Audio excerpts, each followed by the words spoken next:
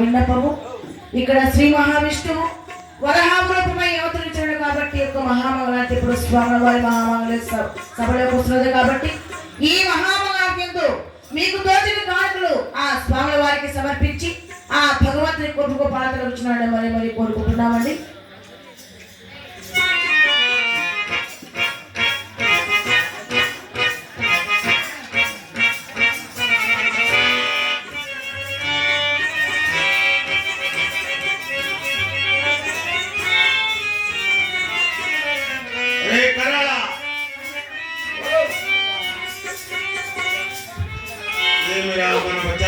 వచ్చి ఉంటే అంత సుదీర్ఘమైన మెత్తని మనసుతో ఉన్నది. దీన్ని ఏ విధంగా తెరబట్టమనిరా?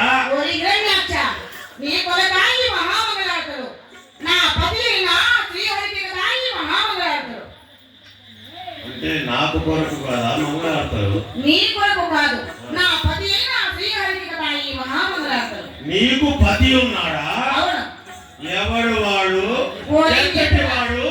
ఎక్కడి వాడు? ఇటు చూడు, ఇటు చూడనే ఉన్నాడు నా పతి శ్రీహరి. చూడు.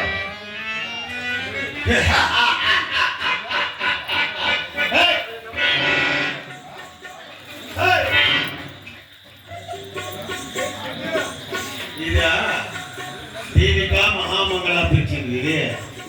ఎవడు వీడా? చూరా ఇక్కడ నీకేం పని? వీడా ఇటు చూడు, నా పతి శ్రీహరి చూడనే ఉన్నాడు. నీవంత పురాతనవంతులమైన నీ మూతి మీద మీసం నిజమేనైనా ముందుగా నా పతిని తెలుసు, ఆ తర్వాత నన్ను చెరపట్టవరా హిరణ్యాక్ష. నీకు పతి పంత్యా?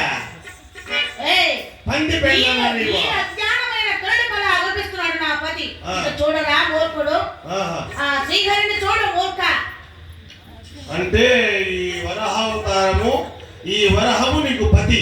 అవును, ఇతనే నా భర్త. ముందుగా నా భర్తను తెలుసు, ఆ తర్వాత నన్ను చెరపట్టవరా. అది నరకముఖుడు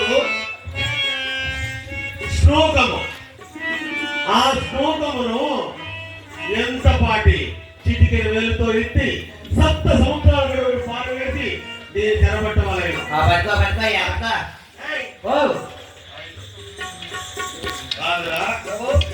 ఇంతటి మహావీరుడను నేను, హిరణ్యకశ్యపు సోదరుడును, హిరణ్యాక్ష నామదేవుడను, కేవలం ఒక పందిని చంపుటయా?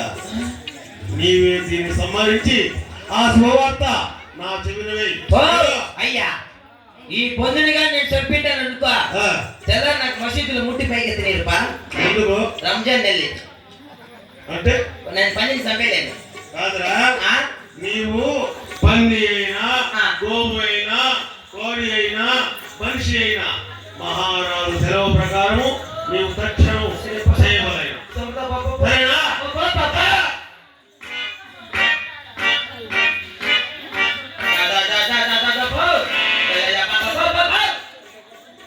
చిట్టలు పని నువ్వా ముడియానువా ఓ నీకు నాకు గలాట్లు లేవు అయినా నేను ఎప్పుడు నువ్వు గలాట్ చేసుకోండా ఎప్పుడు నీ వచ్చినే చేస్తూ ఉంటా నీ పాటలే పాడుతూ ఉంటా నన్ను మాత్రం ఏం చేయొద్దప్పా ఓం స్వామియే